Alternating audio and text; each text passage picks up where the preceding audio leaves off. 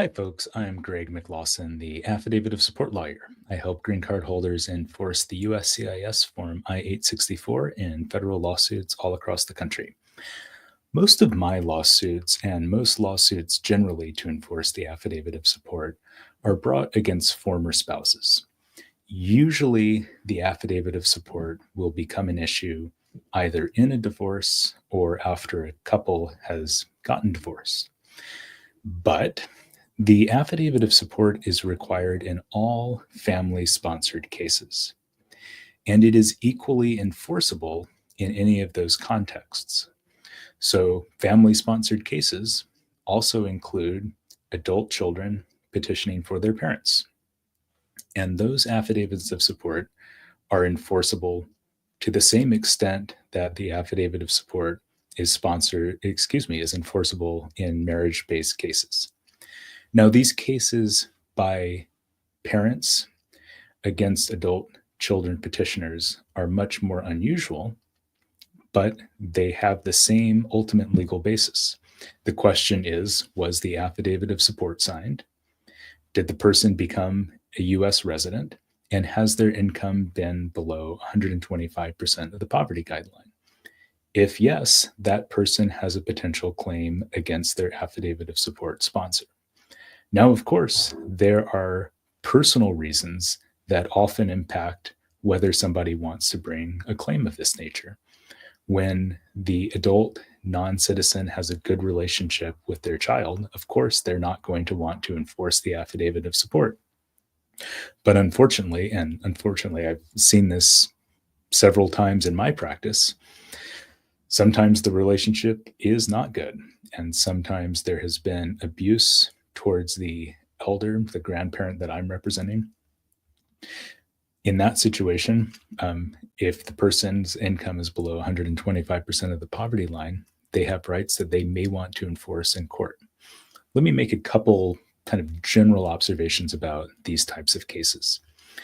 As I've observed in other videos, affidavit of support claims involve at least two different, I call them buckets, two different categories of potential financial recovery.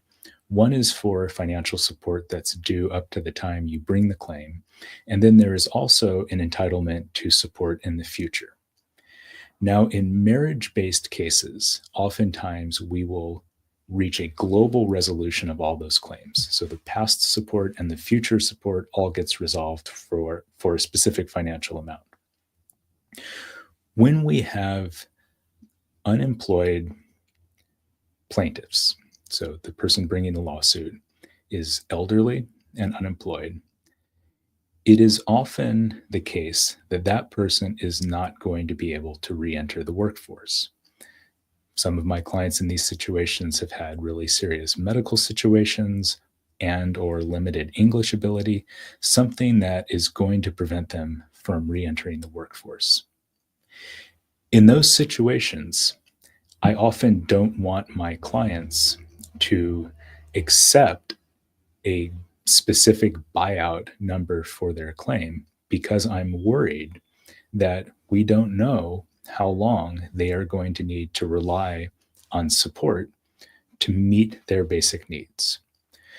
So I would say that I am more inclined in cases of this nature, where you have an elderly parent having to sue their adult child for support.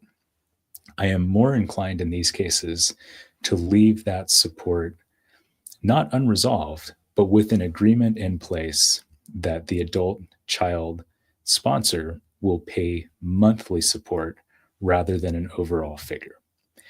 And that's because my client wants to make sure that they have a basic, and it is very basic. This is tied to the poverty line.